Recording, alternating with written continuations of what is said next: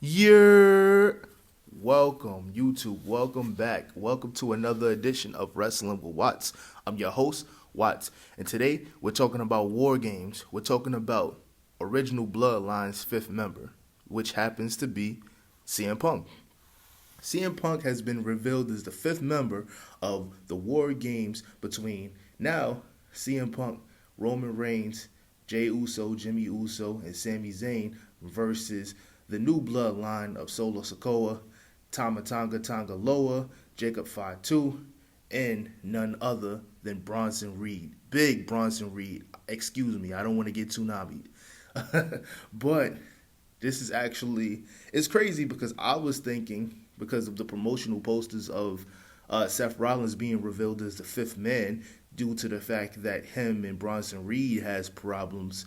I'm pleasantly surprised because CM Punk being revealed as the fifth man is it's definitely a nice story, and it's definitely a full circle moment because fun fact, it seems like CM Punk came back to every promotion and faced it came at the Shield in every single one. So basically, when he came back and he returned to wrestling, and he was in AEW, one of the first people he had a face to face with was John Moxley, which is actually ironic. Then when he returned to WWE, Seth Rollins had a big problem with that. They had a little face off.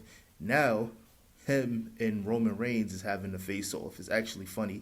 But CM Punk is revealed as the fifth man of Team Roman Reigns or Team or OG Bloodline because Paul Heyman came back, and as soon as you heard the ladies and gentlemen, you already know that the pop went crazy. So he returns, and he reveals that CM Punk ends up being the fifth guy.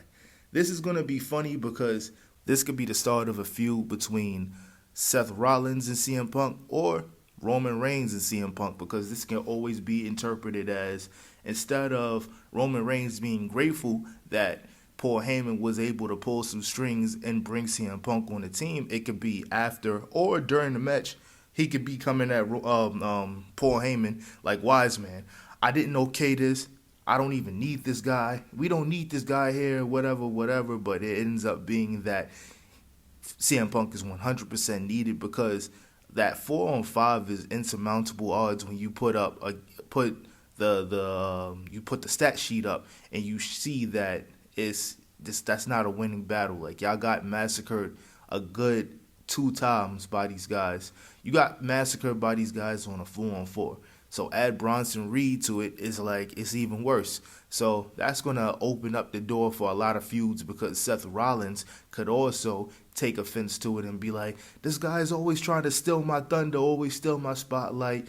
I was going to eventually join them because I found out Bronson Reed was in it. So at the end of the day, he stole my opportunity. He's always still in the spotlight. Nobody wants you here. He can go all on that tangent, and that tangent could also, affect everything as well. So I'm honestly looking forward to this. I'm really looking forward to this because this is going to be fun because this opens the door for also Paul Heyman, which I highly think is going to happen. This opens the door for Paul Heyman to turn.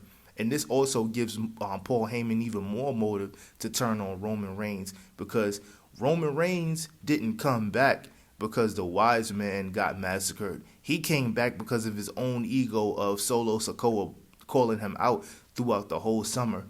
He didn't come back when the new bloodline put Paul Heyman through the table. He didn't do it for retribution or anything like that. He did it because he was like, you know what? I'm going to come back because I'm tired of this guy claiming he's the tribal chief. So Paul Heyman could be like, even after you didn't even call to see if I was doing okay after these guys massacred me, I still pulled strings and I still got you a fifth member for War Games, and you're still not happy? Alright, nah. I'm an unappreciated wise man with Roman Reigns. So you know what I'm gonna do? I'm gonna go run with The Rock, Solo Sikoa, and all of this stuff. So at the end of the day, Paul Heyman may not be willing to be Solo Sikoa's wise man, but he'll be willing to be The Rock's wise man. So I'm definitely looking forward to all of this. It's going to be fun. There's a lot of things to look forward to in the wrestling world right now. Between AEW, between WWE, a lot of things is going to be interesting. So going into this new year, 2025, I do expect a spike in the mainstream level of interest in regard to like wrestling. Like if you think that this year you saw a lot of people that don't normally bring wrestling up talking about wrestling, you're definitely going to see a lot of people in 2025, especially with The Rock being even more heavily involved in all of this because not only is he a part of the board now, but the movies aren't doing as great as they once were because let's be for real. The Rock plays the same character in every movie. So the um the amount of interest in The Rock is always going to be there, but it's not going to be for those big budget films. So we're going to see The Rock a lot, even if he's not in a wrestling role. We're going to see him a lot showing up and popping up here and there going forward. I promise you that. But let me know what you guys think in the comments. I'm definitely looking forward to all of this. I'm excited. If you here, if you're subscribed, I appreciate you guys. If you're new here and you like what you hear, please subscribe. I got a lot of projects. I got a lot of work coming up, a lot of things definitely transpiring. First and last time listeners, I appreciate y'all too because, you clicked the video and you watched just long enough for me to get the view. So, hey, listen, not mad at it. We're building a community here. Like I said, I reply to all comments. So, real spill, I'm easily accessible. Follow me on Twitter.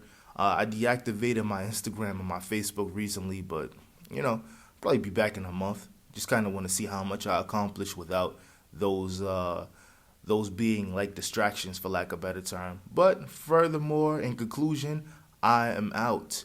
Peace.